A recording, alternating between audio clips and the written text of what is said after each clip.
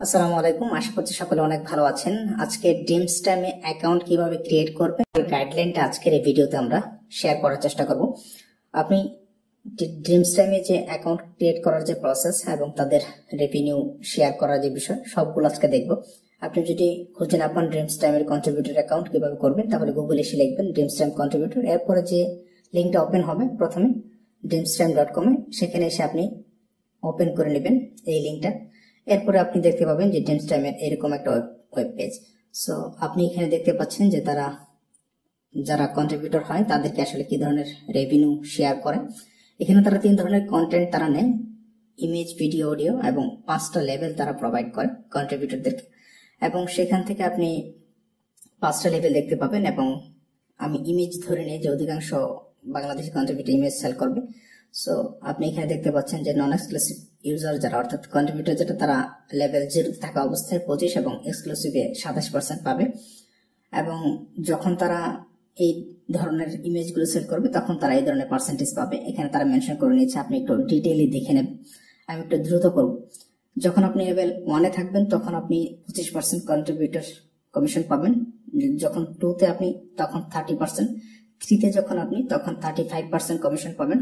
এবং যখন আপনি 4-এ যাবেন তখন 40%, এবং যখন লেভেল 5-এ যাবেন তখন আপনি আসলে নন এক্সক্লুসিভলি 45% কমিশন পাবেন।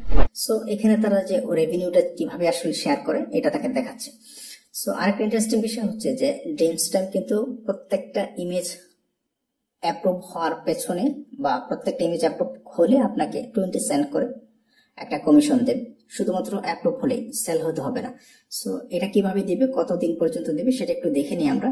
যে তারা এখানে এই আর্টিকেলে বলছে যে আপনি প্রথম 100 অ্যাসেট অ্যাপ্রুভ হওয়ার জন্য প্রত্যেকটা অ্যাসেটের জন্য আপনি 20 সেন্ট করে পাবেন। অর্থাৎ প্রথম 100 অ্যাসেট যখন অ্যাপ্রুভ হবে তখন আপনাকে প্রত্যেকটা অ্যাসেটের জন্য আপনাকে কিন্তু 20 সেন্ট করে তারা কমিশন দেবে, শুধু অ্যাপ্রুভ হলেই, সেল হতে হবে না। সো একটা অ্যাপ্রিসিয়েটেবল বোনাস বলা যেতে পারে এটাকে।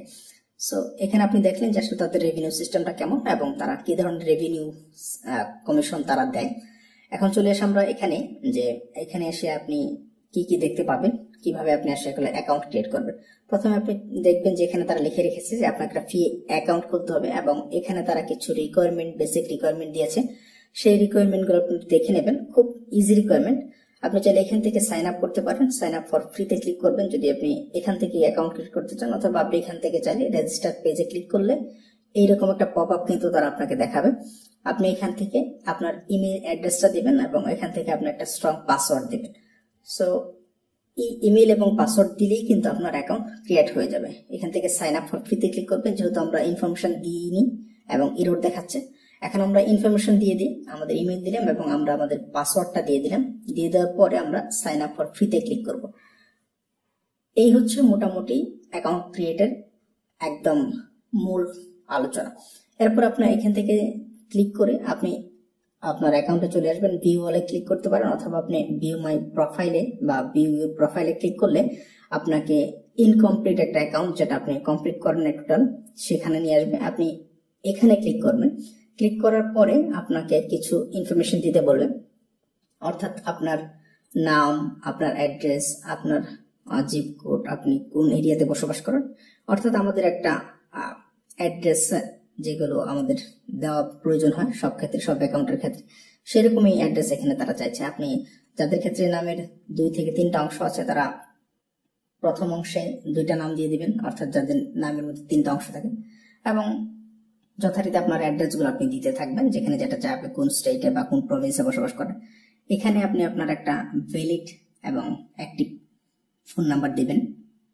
আর বাকি যেগুলো আছে সেগুলো কিন্তু অপশনাল, আপনি চাইলে দিতে পারবেন, আমি এগুলো অ্যাভয়েড করছি।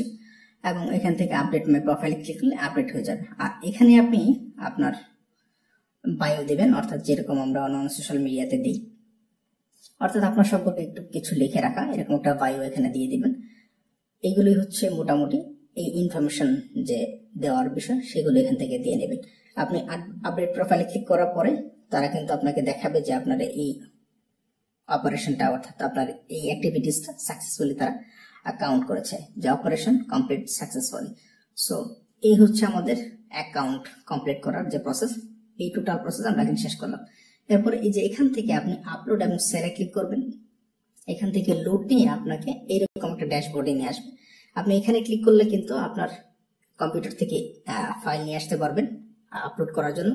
এখানে তারা দেখাচ্ছে যে আসলে কি কি ধরনের কন্টেন্ট তারা আসলে আপলোড করে বা তারা গ্রহণ করে। এখানে ইমেজ, ভিডিও, অডিও এবং সেই ভিডিও হলে কি ধরনের ফাইল তারা সাপোর্ট করে, ইন ডিটেল প্রসেস বা ইন ডিটেল ইনফরমেশন কিন্তু তারা দিয়ে রেখেছে। যেটা text file, payment withdraw, multiple file কিভাবে আর সহজে আপলোড করা যায়, এই সব নিয়ে একটা আলাদা ভিডিও আসবে। সো সে পর্যন্ত ভালো থাকবেন এবং আমার চ্যানেলের সঙ্গে থাকবেন, সাবস্ক্রাইব করবেন। ধন্যবাদ সবাইকে।